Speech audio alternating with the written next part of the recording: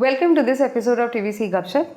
हम हैं आज मेहगामा गोड्डा जिला में और हम इस पॉडकास्ट में बात कर रहे हैं एक बार फिर श्रीमती दीपिका पांडे सिंह जी से, जो यहाँ की सिटिंग एमएलए है और राज्य की कृषि मंत्री भी है। So welcome ma'am to this podcast. And जो हमारा पहला सवाल है, क्योंकि इलेक्शन का माहौल है, सो मेहगामा में आप 5 साल आपने काम किया, उससे भी पहले से आप काम कर रही हैं, लेकिन ये जो जब आप 5 साल पीछे देखती हैं और अब फिर इलेक्शन आ गया है, तो आप अपने आप को कैसे देखती हैं एज अ परफॉर्मर? सबसे पहले तो अंतरा जी, मैं आपका और आपकी टीम का गोड्डा के इस अंतिम छोर में हमारे मेहगामा विधानसभा में स्वागत करती हूँ। बहुत लोग रांची से इतनी दूर तक ट्रैवल नहीं करते, लेकिन आप और आपकी टीम यहाँ आई, मैं इसके लिए बहुत धन्यवाद देना चाहती हूँ आपको। पिछले 5 साल को जब हम देखते हैं तो मुझे सबसे पहले तो अपना पिछला नॉमिनेशन, पिछला इलेक्शन, पूरा कैंपेन याद आता है। और उसके बाद का जो समय था बहुत सारी खट्टी मीठी यादों के साथ है, और मुझे लगता है कि गुड मेमोरीज ज़्यादा हैं। पिछले नॉमिनेशन से जब हम अपने कल के नॉमिनेशन को कंपेयर करते हैं तो मुझे लगता है कि महिलाओं की संख्या उस भीड़ में बहुत बढ़ गई। साथ ही साथ हर वर्ग और समुदाय के लोग बराबरी से कल के नॉमिनेशन में आए। तो मुझे लगता है कि एक ये बहुत बड़ा अचीवमेंट मैं अपना मानती हूँ कि मेहगामा में, और अब इस नए मेहगामा में जो जितने भी यहाँ के रहने वाले हैं, क्योंकि एक समय था कि जब थोड़ा भेदभाव धर्म के नाम पे, जाति के नाम पर प्रचार प्रसार, जो पिछले 3 बार के विधायक रहे उन्होंने इस तरह के काम, या पार्टी लाइन पर जो आइडियोलॉजी जो चलाते हुए ये भेदभाव और लोगों के आपस में सौहार्द को में कमी थी, जिसको हम लोग पिछले 5 साल में काफ़ी सुधार पाए हैं, और उसका असर अब ज़मीन पर भी दिखता है। इलेक्शन के जस्ट बाद मुझे मौका मिला था एक यूएस के लीडरशिप प्रोग्राम में जाने को, IVLP, तो मैं उसके लिए गई थी। और उस बीच लीडरशिप प्रोग्राम में कोविड महामारी का जो है आना हुआ, और वहीं हमने देखा कि लॉकडाउन कैसे 24 घंटे में किसी देश में लग जाता है और सब कुछ स्थिर हो जाता है। हम लोग क्योंकि डिप्लोमेटिक पासपोर्ट पे गए थे तो हमें सुरक्षित अपने देश लाया गया। वहाँ से आ रहे थे, और क्योंकि वहाँ महामारी बहुत तेज़ी से फैला था तो मुझे ये 14 दिन के लगता है क्वारंटाइन में डाला गया था, जिसको हमने एक्सेप्ट किया प्रॉपरली, और उसको मानते हुए यह सुनिश्चित किया कि कहीं मेरी वजह से अपने इस झारखंड में कहीं कोई विक्टिम ना हो। और पहला 2 साल मुझे लगता है कोविड मैनेजमेंट में हम लोगों ने बिताया, लेकिन उसके बाद के जो 3 साल थे वो एक बहुत सेटिस्फाइंग अनुभव आपको देता है कि एक जनप्रतिनिधि के नाते आपने जो कुछ भी कल्पना की थी वो सभी कुछ आप संभव कर पाए, और जो चीज़ें थोड़ी बड़ी थी उसको ज़रूर आप रास्ते पर लेकर के आ पाए। कोविड के बाद मैंने ये सोचा था कि मेहगामा को बेस्ट हॉस्पिटल्स मिलने चाहिए, तो जो सरकारी अस्पताल है उसको 50 बेड हॉस्पिटल हमने बनाया, और आज वो हॉस्पिटल बन के तैयार है। कुछ जो इक्विपमेंट्स इंपोर्ट होकर के आने थे वो हम लोगों ने जो प्रशासन ने वो ऑर्डर करके रखा है, और इस महीने किसी भी समय वो जब आ जाएगा तो आप एक सुपर स्पेशलिटी का OPD जिस प्रकार से देखते हैं और बेसिक सर्जरी वगैरह का एक सामुदायिक स्वास्थ्य केंद्र उस तरीके से इक्विप्ड हो जाएगा। ये इसकी सोच सिर्फ कोविड ही दे पाया था, और हम लोगों ने उसको किया। एक और बड़ा अस्पताल आज मेहगामा में बन रहा है, वो 300 बेड का अस्पताल है। CSR के फंड से, ये UPA 2 की सरकार में जब कोयला मंत्री थे श्री प्रकाश जायसवाल जी, तब उन्होंने ये फंड ये 300 बेड अस्पताल के लिए सुरक्षित किया था, लेकिन 10 सालों से वो ठंडे बस्ते में था। सरकार, दोनों केंद्र और राज्य सरकारों के बीच MOU होकर के वो फंड ट्रांसफ़र होने की बात थी, जिस पर किसी का ध्यान नहीं था। यहीं के रहने वाले लोगों ने बताया कि इस तरह की बात है, अगर आप उस पर प्रयास करेंगी तो वो अस्पताल बन सकता है। तो हमने उस पर प्रयास किए। कोयला मंत्री और आदरणीय मुख्यमंत्री जी के बीच MOU साइन हुआ, और ECL का प्रबंधन जो है उसने राज्य सरकार को पैसे ट्रांसफ़र किए, और आज 300 बेड का अस्पताल बन रहा है। इस अस्पताल को अच्छे से रन करना भी एक चैलेंज है, तो हम लोगों ने इसको मेडिकल कॉलेज में कन्वर्ट करने के लिए भी प्रस्ताव आगे बढ़ाया है, और साथ ही साथ अगर ज़रूरत पड़ी तो PPP मोड पर, जहां पब्लिक प्राइवेट पार्टनरशिप पे होगी, और लेकिन यहाँ के स्थानीय लोगों को जो रियायत के दरों पे या फ्री ट्रीटमेंट कैसे होगा, इन चीज़ों को हम लोग सुनिश्चित करेंगे। 300 बेड अस्पताल सिर्फ एक अस्पताल नहीं, बीमार लोगों के लिए नहीं बल्कि यहाँ के युवाओं के लिए भी बहुत बड़ा होप होगा। जहाँ की पैरामेडिकल स्टाफ्स की ज़रूरत होगी तो उस तरह से ट्रेन लोग यहाँ काम कर पाएंगे। अस्पतालों में डॉक्टर्स की ज़रूरत होगी तो यहाँ के बच्चे मेडिकल कॉलेज में पढ़ के फिर इस अस्पताल को रन कर पाएंगे। इनिशियल फ्यू इयर्स कुछ हिच होगा, जिसको हमको लगता है ऑपरेशंस पे जब ध्यान दिया जाता है तो वो भी एक चैलेंज नहीं रहता। तो अस्पताल की अभी ये स्थिति है। शिक्षा को लेकर एक डिग्री कॉलेज निर्माण में था, जिसको पिछले साल हम लोगों ने काफ़ी राजभवन से जद्दोजहद करते हुए शुरू कराया और इस साल इस सेशन यहाँ पे पढ़ाई शुरू हो गई है। कॉमर्स आर्ट्स की पढ़ाई हो रही है। इसी कॉलेज में आगे कैसे लॉ की पढ़ाई हो, वोकेशनल कोर्सेज और कैसे हो, साइंस की पढ़ाई हो, इसके लिए हम लोग प्रयासरत हैं और आने वाले समय में हो जाएगा। अंतिम कैबिनेट में एक और शिक्षा संबंधित बहुत बड़ा काम हो पाया, क्योंकि ठाकुरगंगटी हम लोग का जो प्रखंड था वहाँ के लोगों का डिमांड यही था कि हमारे यहाँ एक डिग्री कॉलेज होनी चाहिए, अस्पताल की व्यवस्था दुरुस्त होनी चाहिए। तो डिग्री कॉलेज एक बस्ता पहाड़ पर पास हुआ है। बहुत बुनियादी चीज़ों से मेहगामा का स्ट्रगल रहा है। सड़क, पानी, बिजली, इन चीज़ों पर हम लोगों ने बहुत बृहद काम किया है। आज आप लोग देख रहे होंगे जल नल योजना जो स्टेट और सेंटर मिला करके काम होता है, उसको तेज़ी से कराने का प्रयास हो रहा है। टंकियाँ का निर्माण हो रहा है, पाइपलाइन बिछाया जा रहा है और मैं कह सकती हूँ कि अगले गर्मी के पहले लोगों के घर पर नल से पानी जल जाने लगेगा। तो यहाँ की महिलाओं के लिए बहुत बड़ा रिलीफ होगा, जिनका दिन का 2-3 घंटा हैंडपम्प से पानी भरने और पीने के पानी को संरक्षित करने में बीत जाता था। यहाँ ट्रांसफार्मर्स अगर उड़ जाता था, जल जाता था, उड़ जाता था, मतलब यहाँ के लोकल लैंग्वेज में भाषा में कि अगर वो जल गया तो फिर आने में 1 महीने 2 महीने और कई तरह का करप्शन उसमें होता था। लोग संघर्ष करते थे, पैसा इकट्ठा करते थे और तब जाके कहीं उन्हें ट्रांसफार्मर मिल पाता था। मैं कह सकती हूँ कि हमने 450 नए ट्रांसफार्मर और करीब 350 ट्रांसफार्मर्स रिपेयर करके रिप्लेस कराए, जिससे आज जो लोकल बिजली देने के बाद भी जो लोकल डिस्ट्रीब्यूशन के इश्यूज होते थे वो रिजॉल्व हुए। तो आप जब पिछली बार एमएलए बनी, जब पिछली बार का कैंपेन चल रहा था और इस बार का कैंपेन चल रहा है, तो इश्यूज में कोई अंतर आया है कि सेम इश्यूज आप देख रहे हैं कि उसी को आगे बढ़ाना है? नहीं, बहुत फ़र्क है। मैं बोलना चाहूँगी कि अगर पिछली बार हम लोग अगर घूम रहे थे तो जो हमारे बूढ़े बुजुर्ग थे वो सिर्फ पेंशन की मांग करते थे। मतलब अगर हम 100 लोगों से मिल रहे हैं तो उसमें 90 लोग ये कहते थे कि हमारा पेंशन करवा दीजिए, हमारा राशन कार्ड बनवा दीजिए, हमें प्रधानमंत्री आवास दिला दीजिए। लेकिन आप आज कैंपेन में जाएंगे तो इससे अलग मांग आपको मिलता है। राज्य सरकार ने सर्वजन पेंशन एक कानून की तरह बना दिया, जहां हर बुजुर्ग, हर विडो महिला, हर डिपेंडेंट महिला, हर विकलांग व्यक्ति को राज्य सरकार ने कानून के तहत पेंशन देने का काम शुरू कर दिया। और आज खोजना पड़ता है कि किनका जो है 60 वर्ष पूरा हो गया, किस महिला का 50 वर्ष पूरा हो गया, तो उसे सर्वजन पेंशन से जोड़ा जाए। बहुत स्ट्रिक्टली ब्लॉक और डिस्ट्रिक्ट एडमिनिस्ट्रेशन को इस काम को हम लोगों ने इम्प्लीमेंट कराया है। पेंशन जो रेसिपिएंट्स है उसमें भी बहुत ज़्यादा बढ़ोतरी आई है। आप कह सकते हैं कि अगर पहले 12 लाख लोगों को मिल रहा था तो आज हम 40 लाख लोगों को सर्वजन पेंशन से ऑलरेडी जोड़ चुके हैं। प्रधानमंत्री आवास बन रहे थे झारखंड में, लेकिन डबल इंजन की सरकार गई तो अब कोविड से तो हम लोग परेशान थे ही, लेकिन उसके बाद प्रधानमंत्री आवास बंद कर दिया गया, क्योंकि सर्वजन पेंशन की इतनी पॉपुलैरिटी हो गई कि इन्हें लगा कि आवास भी अगर बन जाएंगे झारखंड में तो फिर हेमंत सोरेन जी को कोई सत्ता से अलग नहीं कर सकता। तो फिर हमने 2-3 बार 5 बार राज्य सरकार ने प्रयास किया कि बात करके प्रधानमंत्री जी से, गृह मंत्री जी से, जो झारखंड का बकाया है या झारखंड में जो योजनाओं में के पैसे आने चाहिए वो सुचारू रूप से आए। लेकिन आप जानते हैं तानाशाह सरकार है यहाँ, जहाँ भाजपा के शासित राज्य नहीं है, उनसे बहुत सौतेला सा व्यवहार किया जाता है।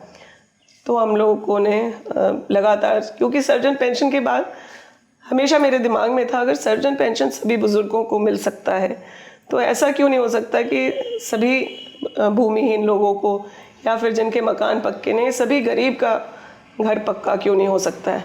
उसका कारण ये था कि आसपास जब भी इलाके में आप जाइए मिलने लोगों से, या फिर ये घटनाएं सामने आती थी कि किसी के सांप काटने से मृत्यु हो गई, किसी के ऊपर बिजली गिर गया तो मृत्यु हो गई, कोई घर मिट्टी के दीवारों पे खड़ा था, मिट्टी गिर गया तो उसके नीचे परिवार के सदस्य दब के मर गए। आग लगने से जो कच्चे मकान है उनमें इतनी तेज़ी से आग पकड़ता है, फूस के छत हो तो 14, 15, 40 घर, एक घर के किसी एक गलती की वजह से 40 मकान ख़त्म हो गए। मकान ही पूरी गृहस्थी ख़त्म हो जाती है आग लगने के बाद। शायद आपका बर्तन भी पिघल करके ज़मीन पर आ जाता है।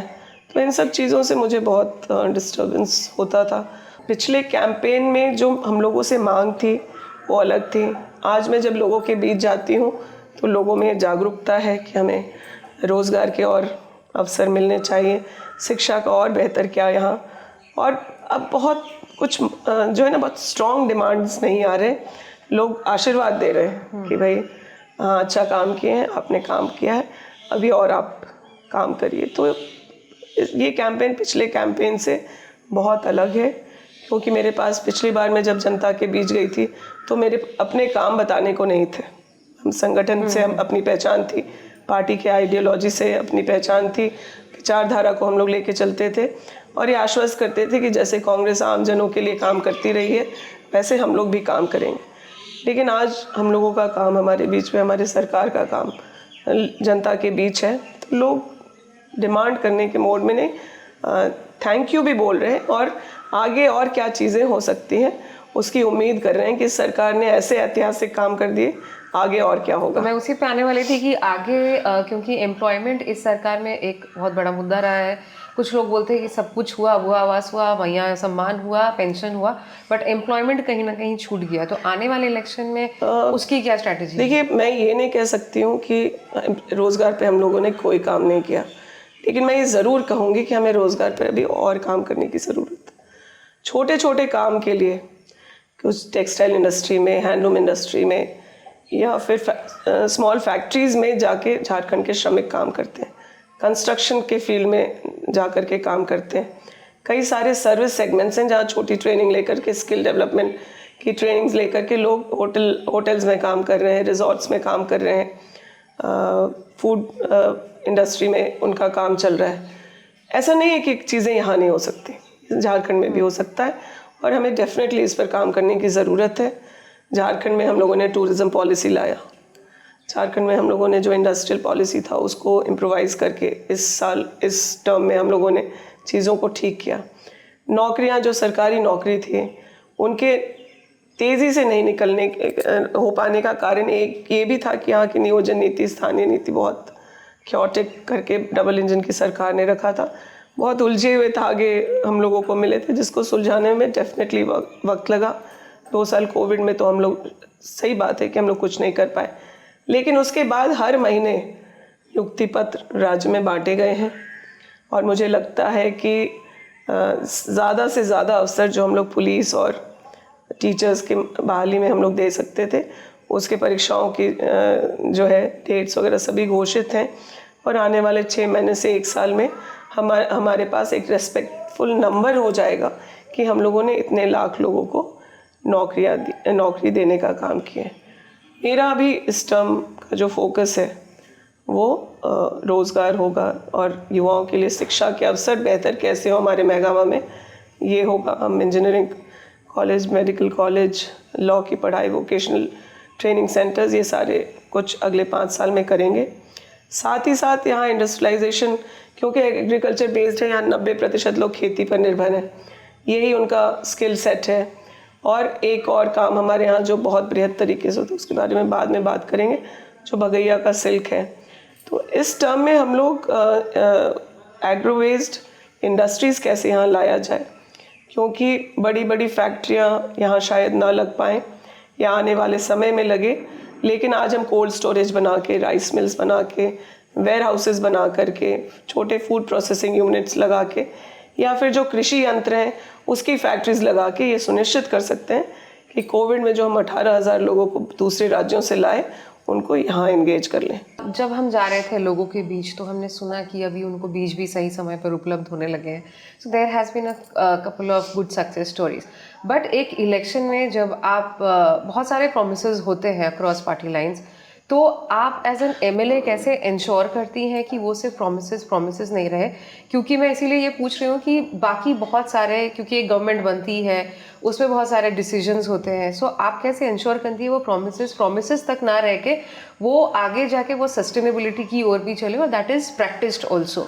सो as an individual MLA, how do you ensure it? जब मैं एक प्रत्याशी के तौर पर पिछले कैंपेन में घूम रही थी, या उसके पहले भी जब हम लोग चुनाव की तैयारी कर रहे थे, तो जो भी काम हम लोगों ने वादा किया वो पब्लिक के डिमांड के ऊपर किया.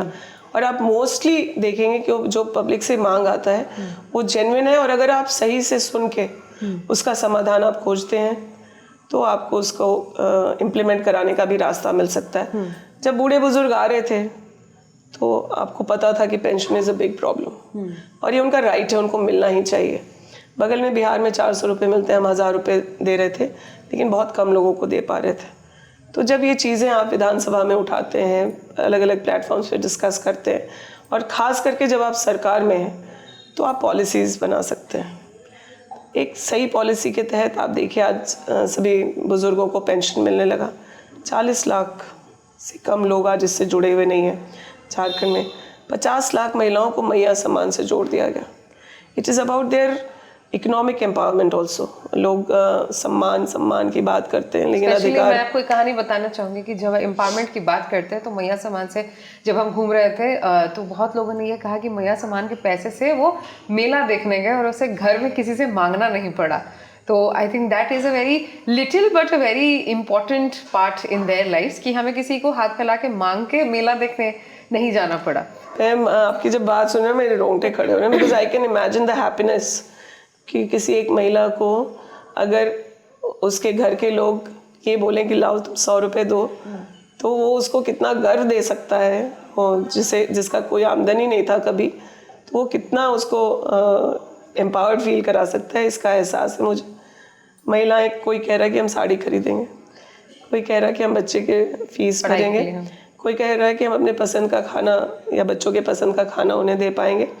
और अब खास करके जब 2500 की घोषणा हो गई है दिसंबर से देने की, तो महिलाओं को तो लग रहा है कि वो अपने बच्चे की शिक्षा के लिए कुछ भी कर सकती हैं. आप स्थानीय प्राइवेट स्कूल्स में पढ़ा सकते हैं, सरकारी स्कूल में पढ़ा सकते हैं, तो ट्यूशन्स अगर रखना चाहते हैं तो वो कर सकते हैं. बच्चों को के ट्रांसपोर्टेशन का उनके पास इंतज़ाम हो गया. तो ऐसी बहुत बेसिक चीज़ें हैं जिससे वो पूरा कर पा रहे हैं. और इन महिलाओं को जब पैसा दिया जा रहा है ना, तो सिर्फ अपना नहीं सोच रहे, that money is going to the family. और मैं दावे के साथ कह सकती हूँ कि अगर ये पैसे उनके खाते में जा रहे हैं, वो महिला ज़रूर प्रोत्साहित होगी कि मुझे भी 2 पैसे कमाना है.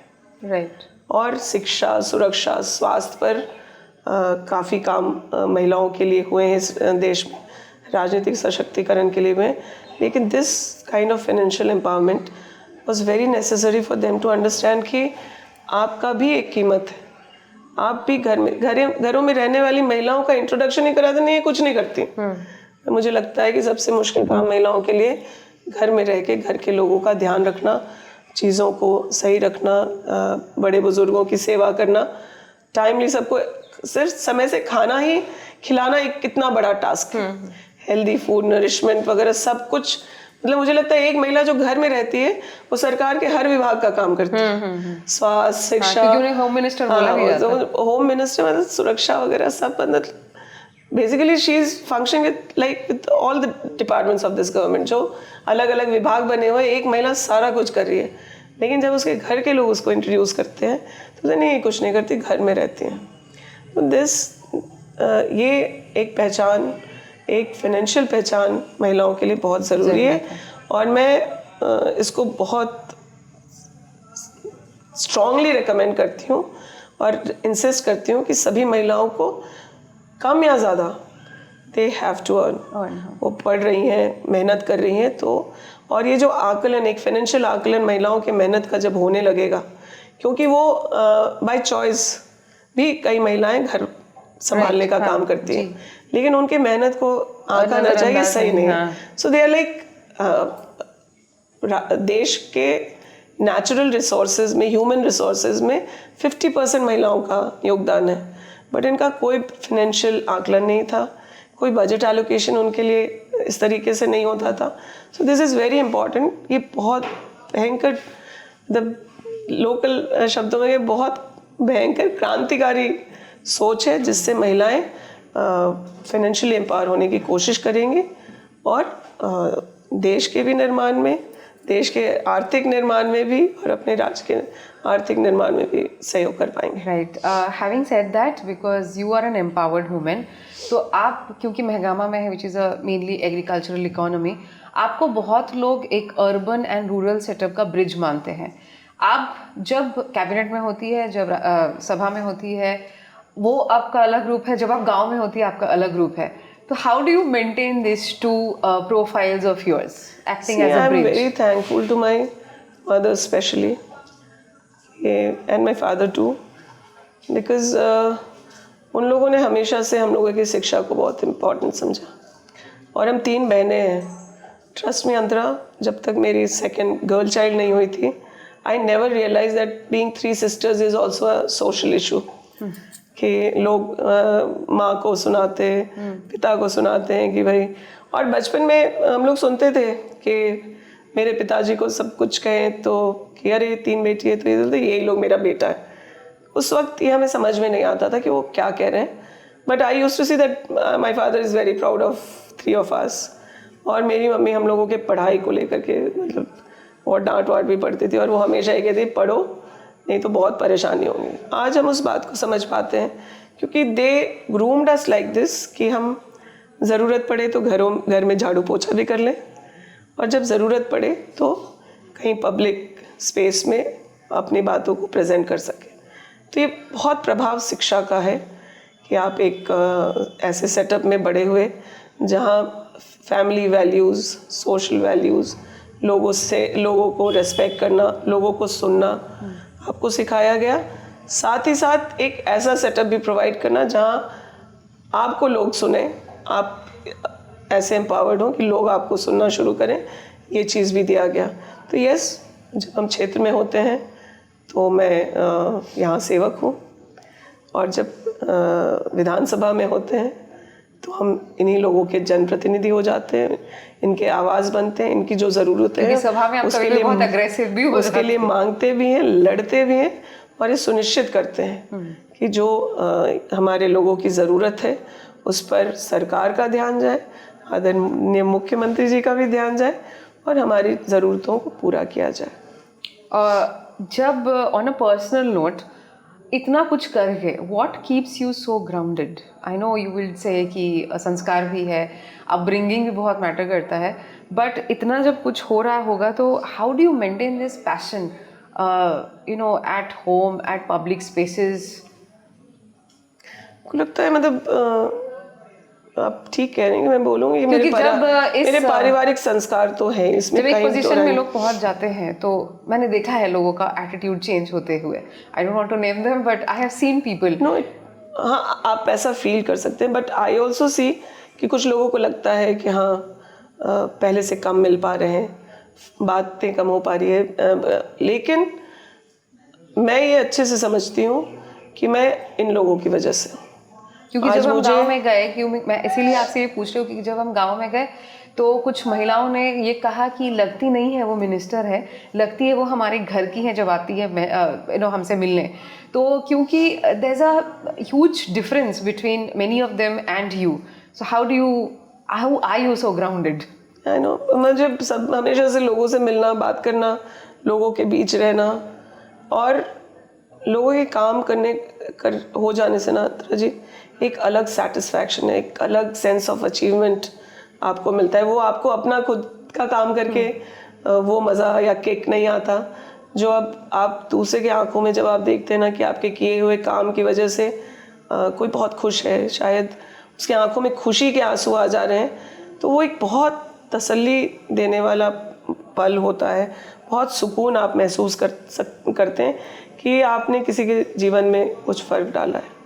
ये बहुत बड़ा पावर है, और मुझे लगता है वो पावर, एक्चुअल पावर वही है. दिस बड़ा लाव लश्कर, बड़े सेटअप पे भाषण देना, ये सब इसका पार्ट है, but the real thing is that connect जो आपको ह्यूमन टू ह्यूमन, वो तो सिर्फ इंसानों में सिर्फ है, इंसान कर सकता वो है, सिर्फ AI भी इंसान शायद नहीं कर सकता। वो तो सिर्फ इंसान कर सकता है। इसलिए मुझे लगता है, मैं कल ही जब नॉमिनेशन की रैली में थी, मैं उन महिलाओं से रोज़ मिलती हूँ, लेकिन कल जब वो मुझसे मिल रही थी तो कई सारी महिलाओं की आंखों में आंसू था, और कईयों ने मेरे कान में कहा, आपकी वजह से मेरी नौकरी बच गई, आपकी वजह से मेरा ये हो गया, आप ज़रूर जीत करके आए, हम लोग ऐसा प्रे करते हैं। महिलाओं को, बुज़ुर्गों को भरोसा है कि अगर हमने इनको कोई बात कह दी है तो वो उस काम पे लग गई है।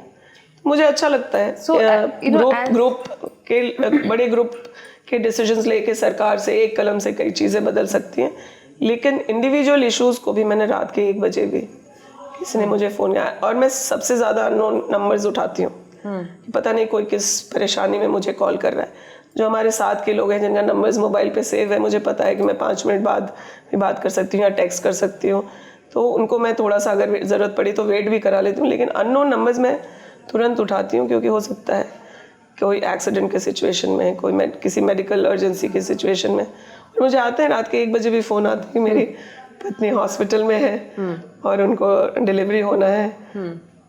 इस तरह के सहयोग चाहिए। But you know, in society we say that you can not please everyone. जब आपको लगता है कि कुछ ना कुछ कंप्लेंट्स रहते हैं लोगों के, so when you see that you are doing something और इतना कुछ जब कर रहे हैं लोगों के लिए and they don't reciprocate the same, what is your strategy there? How do you behave and how do you manage yourself? से एक तो आपको अपना प्रायोरिटी सेट करना पड़ेगा कि आपको क्या है ना।